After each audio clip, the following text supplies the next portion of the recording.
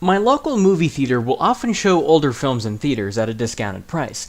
They usually don't screen anything too terribly interesting to me, so I've never gone. But that all changed when just the other day they screened the original 1978 Superman film. It had been years since I had seen the movie, but I definitely had plenty of fond memories about it.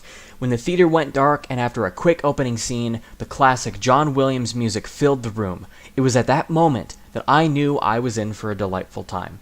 And it most certainly was delightful. Because my memory of the film wasn't the best, I came to appreciate the best aspects of the film just as if it was the first time I had seen it. Most of this film's humor really hit with me.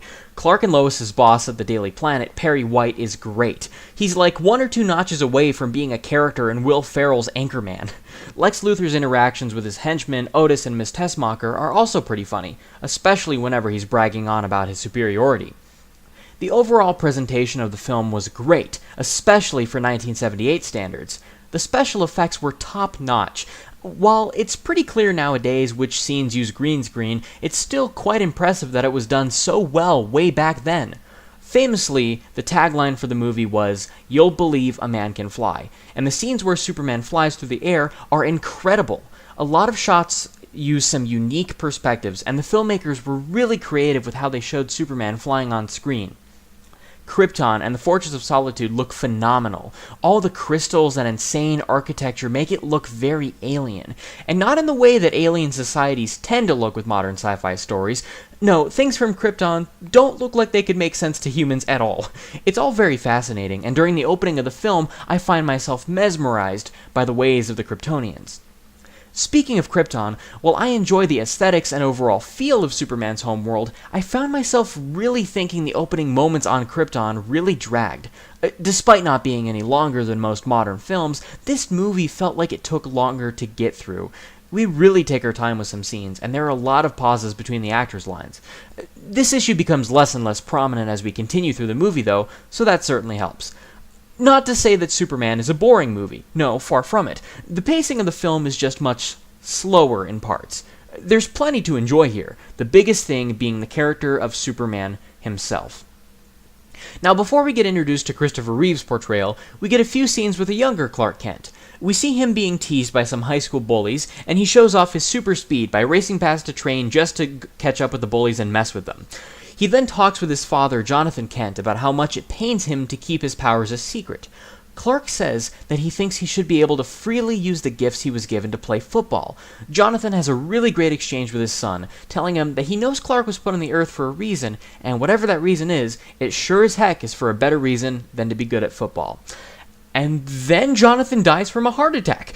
Gee, good thing he got out his big fatherly wisdom speech before that happened. Now, while the timing of this is a bit problematic, Clark learns a really interesting lesson. He says during his father's funeral, "Even with all my great powers, I couldn't save him."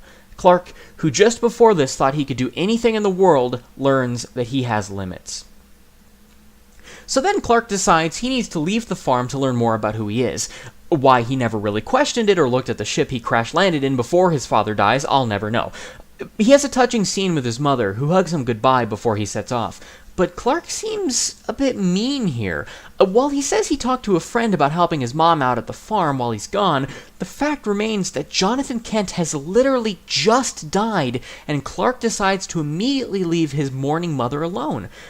And then he goes to learn stuff from Jor-El at the Fortress of Solitude for 12 years. Yeah, 12 years. The movie outright says he spends 12 years with Jor-El. And we get no indication that Clark has ever seen his mother since. When he gets the job at the Daily Planet, he has Perry White send half of his paycheck to his mother. So, at least he's sending her money, I guess. But still, the fact remains that I just don't buy Clark leaving his mother so soon after such a traumatic event. That sounds very un-Superman-like to me. It's almost worse than snapping Zod's neck. So, I think it's clear that I definitely have issues with the first half of the film, but the moment that we see Christopher Reeve standing around at the Daily Planet, the film immediately reminds me just why everyone thinks so fondly about this movie. his Clark Kent is so charmingly clumsy and old-fashioned. He makes a big fool of himself when he first meets Lois Lane, and their dynamic is immediately the most interesting thing about this movie. I love how Lois pays almost no attention to Clark throughout the whole film, and yet they have a lot of scenes together. But once Clark transforms into Superman, she can't take her eyes off of him. The interview scene has gone down in history as one of the greatest scenes in cinema history. The dialogue between these two characters is so witty, fun, charming, and with just enough innuendo to be okay to show to children. Margot Kidder's performance in this film is just as great as Reeve's. Her interview with Superman quickly turns into a flirting fest, and I love how she portrays it. When they're flying together, yet another truly breathtaking sequence, I might add, we hear Lois's thoughts about how she's falling in love with Superman, as he makes her feel like a little girl again. When Superman leaves, Clark enters the scene, and Lois so comically is distracted that she can't even speak right. I absolutely adore the moment when Lois exits the room and Clark changes his posture, removes his glasses, and practices telling Lois he's Superman before she comes back in and he changes his mind. Reeve is such a brilliant actor that he has successfully made Clark and Superman so radically different that I can actually buy that people would never think that they're one and the same. Then we get to Lex Luthor, played by the always wonderful Gene Hackman. We don't really get any background on Lex at all, but his motivations are made very clear by the end of the movie. He has bought a bunch of useless land and he wants to blow up the coast of California so that his land can become more valuable and he can make money off of it. It's a relatively simple goal, but the characterization of Lex keeps him from being a one-note villain. Lex is obsessed with his intellect. He's constantly touting his superiority to his lackeys, and he makes plenty of clever literary references. Speaking of his lackeys, Otis is a fun, albeit kinda cartoony oaf who just does everything Lex says. A lot of the humor of his character comes from his dedication and the fact that he always takes Lex's words to be literal. When Superman busts in to stop Lex's plan, Lex jokes to Superman that Otis will take his cape. Otis instantly springs into action and approaches Superman, who scowls at Otis. Otis then delivers his best line of the film, "I don't think he wants me to, Mr. Luthor."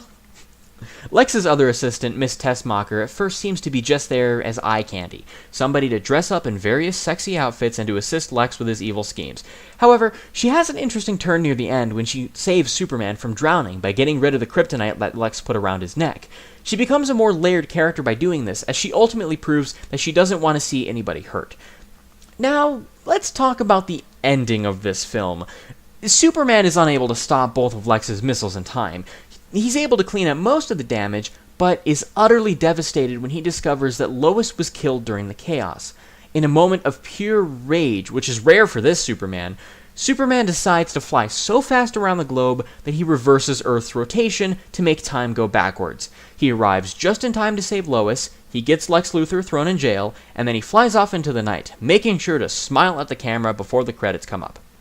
Okay, enough people have complained about the logic of Superman just being able to turn back time this way, so I won't even address it here. Just know that I agree with pretty much everyone else that it's kind of a pretty dumb thing.